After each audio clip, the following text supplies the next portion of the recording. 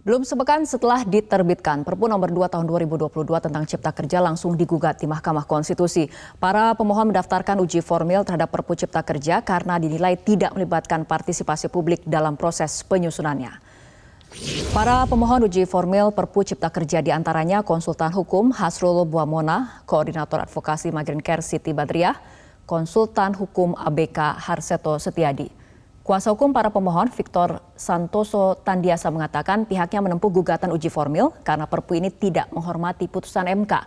Menurut Victor, apabila Perpu tidak dibatalkan, semua lembaga negara akan mengikuti pembangkangan ini untuk tidak mematuhi putusan MK. Juru bicara Mahkamah Konstitusi Fajar Laksono mengatakan gugatan uji formil Perpu nomor 2 tahun 2022 tentang Cipta Kerja akan diproses sesuai hukum acara di MKRI.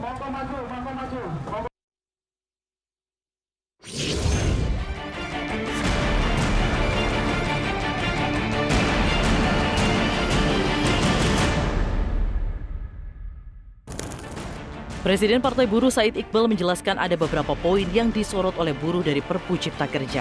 Di antaranya adalah masalah jam kerja, ketentuan PHK, serta masalah pengupahan.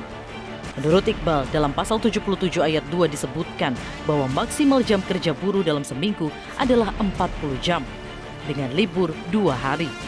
Namun, penjelasan lanjutan di pasal 79 disebutkan bahwa libur mingguan pekerja hanya 1 hari untuk 6 hari kerja. Selanjutnya, poin tentang upah minimum UMK dalam Perpu Cipta Kerja yang menyebabkan ketidakpastian hukum.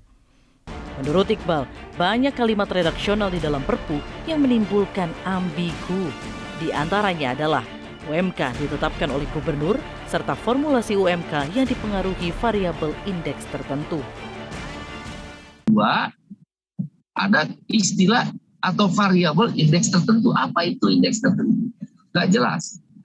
Oleh karena itu, Partai Buruh berpendapat cukup poin nomor 2 ini adalah kenaikan upah minimum sama dengan inflasi plus pertumbuhan ekonomi. Tidak perlu ada kata-kata indeks tertentu.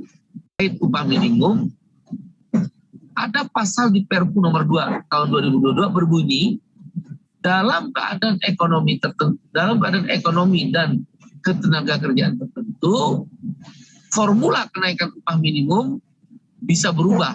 Ini kan kacau.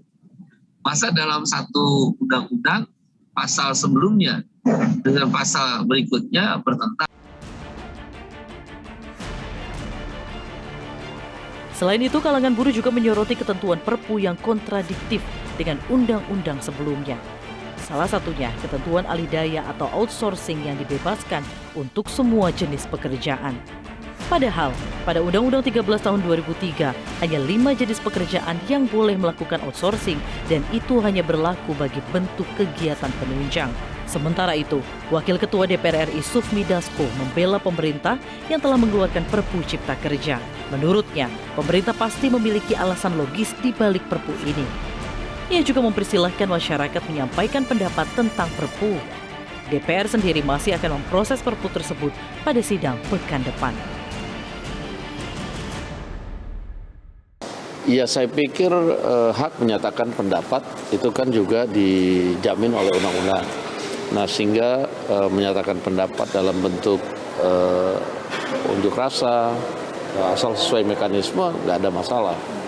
Kemudian mungkin juga masukan ke DPR dalam rangka substansi yang ada juga itu kita pikir juga adalah hal yang juga bisa dilaksanakan.